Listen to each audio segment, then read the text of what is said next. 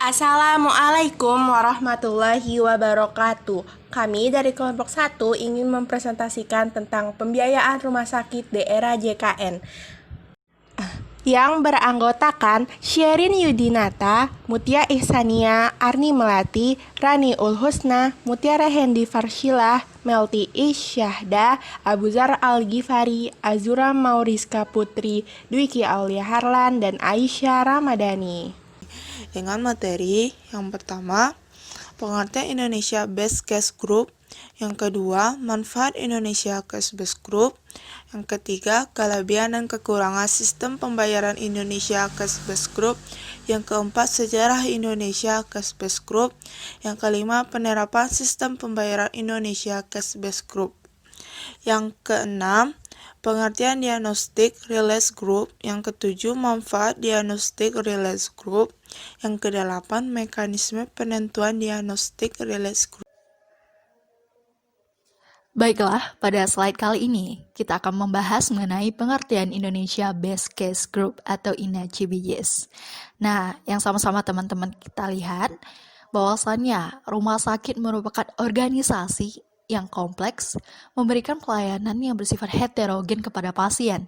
Keadaan ini cukup menyulitkan dalam perhitungan besaran pembayaran, baik secara langsung dari pasien yang dilayani, maupun dari badan penyelenggara asuransi. Sehingga, case mix merupakan salah satu solusi untuk pemecahan masalah ini. Menurut Jacobs, case mix adalah suatu indeks atau alat ukur rata-rata penggunaan sumber daya untuk kelompok khusus yang sejenis. Besaran yang dihasilkan memperlihatkan perkiraan sumber daya yang digunakan untuk masing-masing kasus. Sistem case mix adalah pengelompokan diagnosis dan prosedur dengan mengacu pada ciri klinis yang mirip atau sama dan menggunakan sumber daya atau tarif perawatan yang mirip atau sama. Pengelompokan dilakukan dengan menggunakan software grouper. Sistem case mix saat ini banyak digunakan sebagai dasar sistem pembayaran kesehatan di negara-negara maju dan sedang dikembangkan di negara-negara berkembang. Menurut PMK nomor 27 tahun 2014. Selanjutnya, manfaat Indonesia Cash Based Group atau INA-CBG sendiri, menurut Tabrani, jika ditinjau dari beberapa aspek case mix mempunyai manfaat, antara lain yang pertama, bisa kita lihat dari aspek perencanaan. Case mix dapat menyediakan informasi yang akurat tentang tarif kesehatan yang dibutuhkan setiap penyakit. Yang kedua, dari aspek pembiayaan, case mix dapat digunakan sebagai dasar persamaan persepsi dan alat ukur untuk penetapan kerjasama dengan badan kepemilikan. Yang ketiga, dari aspek pemeliharaan, case mix dapat digunakan sebagai alat ukur dari output rumah sakit dan menjadi dasar dari negosiasi tarif dengan pasien ataupun badan penyelenggara. Dan yang keempat, dari mutu pelayanan kesehatan. Case mix membantu meningkatkan mutu melalui penyediaan informasi bagi para tenaga medis dan tenaga kesehatan lain tentang jenis perawatan, rata-rata lama hari rawat, serta tarif pelayanan kesehatan. Nah, banyak banget kan manfaat dari case mix ini sendiri? Selanjutnya adalah kelebihan dan kekurangan dari sistem pembayaran Indonesia Case Based Groups atau INA-CBGs. Nah, adapun kelebihan dan kekurangan sistem pembayaran INA-CBGs ini digambarkan oleh Tabrani pada tahun 2014. Kelebihannya yaitu yang pertama, memudahkan administrasi pembayaran bagi rumah sakit dan pihak pembayar, memudahkan pasien memahami besaran tarif yang harus dibayar, memudahkan perhitungan pendapatan rumah sakit, memberikan insentif kepada rumah sakit dan tenaga kesehatan untuk menggunakan sumber daya seefisien mungkin, dan mendorong kerja tim rumah sakit yang berpotensi meningkatkan kualitas layanan dan menurunkan risiko kesalahan medis. Selanjutnya, kekurangan sistem pembayaran Indonesia Cash Based Group atau INAS-CBCS. Pertama, penerapannya membutuhkan pembayaran pihak ketiga yang cukup dominan. Yang kedua, penerapannya membutuhkan sistem informasi kesehatan seperti rekam medis, teknologi, jaringan komputer, dan lain sebagainya. Yang ketiga, membatasi dokter dari upaya coba-coba produk obat atau medis yang ditawarkan oleh perusahaan farmasi atau alat kesehatan. Yang keempat, menimbulkan goncangan bagi para dokter yang biasanya menentukan sendiri besaran jasa medisnya. Dan yang terakhir, membutuhkan komitmen yang kuat dari seluruh elemen rumah sakit. Selanjutnya, sejarah case-based groups di Indonesia. Di Indonesia, metode pembayaran prospektif dikenal dengan nama cash mix atau cash-based payment. Sistem cash mix pertama kali dikembangkan di Indonesia pada tahun 2006 dengan nama Indonesia Diagnosis Related Group. Implementasi pembayaran dengan nama Indonesia Diagnosis Related Group dimulai pada tanggal 1 September 2008 pada 15 rumah sakit vertikal dan pada 1 Januari 2009 diperluas pada seluruh rumah sakit yang bekerja sama untuk program Jamkesmas menurut PMK nomor 27 tahun 2014. Pada tanggal 31 September 2010 dilakukan perubahan nomenklatur dari Indonesia Diagnosis Related Group menjadi Indonesia Case-Based Group. Seiring dengan perubahan Grouper dari 3M Grouper ke United Nations University Grouper. Dengan demikian, sejak bulan Oktober 2010 sampai dengan bulan Desember 2013, pembayaran kepada pemberi pelayanan kesehatan lanjutan dalam jaminan kesehatan masyarakat menggunakan Indonesia Case-Based Group.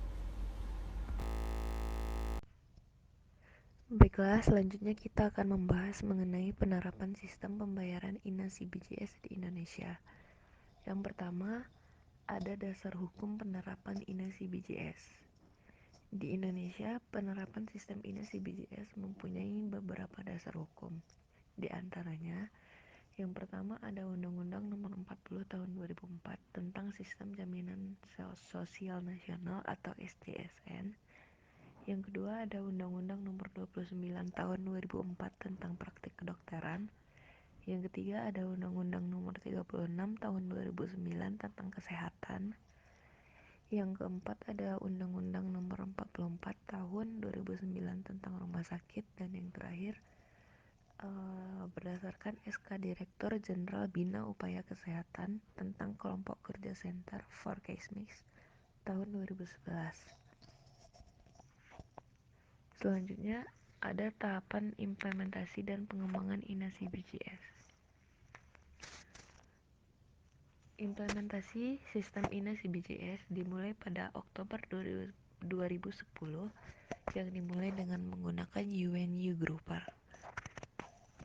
Setelah itu, pada tahun 2011, mulailah disusun tarif INASI BJS yang akan digunakan, di mana launching tarifnya sendiri dilaksanakan pada awal Januari 2013.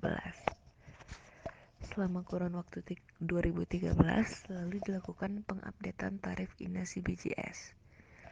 Dan yang tahapan selanjutnya, persiapan JKN sampai pada awal Januari 2014, barulah implementasi INASI BJS dalam program JKN diberlakukan. Terima kasih. Baiklah, selanjutnya ialah alur klaim dalam sistem INACBG.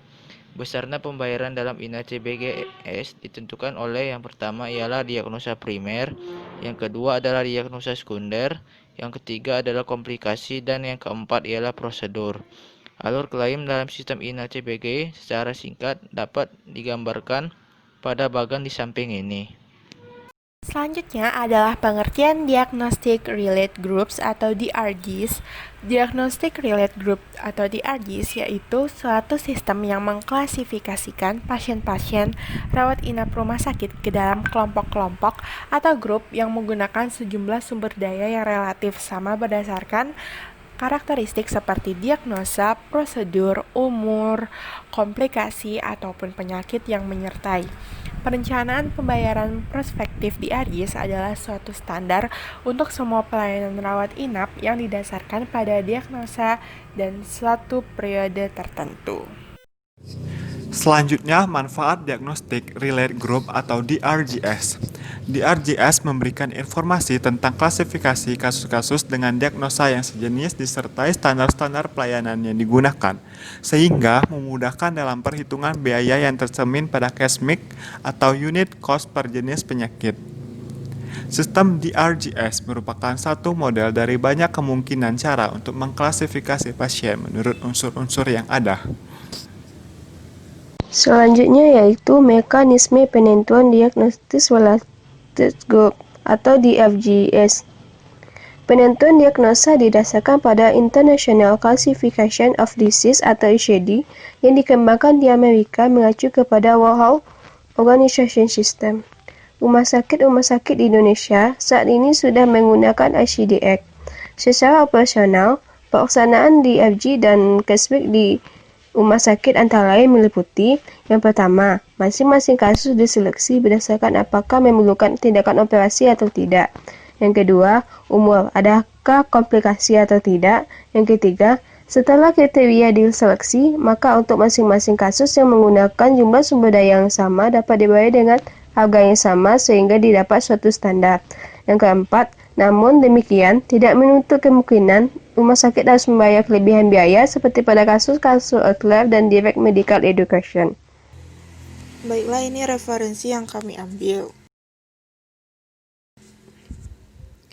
Mungkin sekian dari penjelasan anggota kelompok kami. Apabila ada salah kata dan kekurangan mohon dimaafkan. Wabillahi taufiq wal hidayah. Assalamualaikum warahmatullahi wabarakatuh.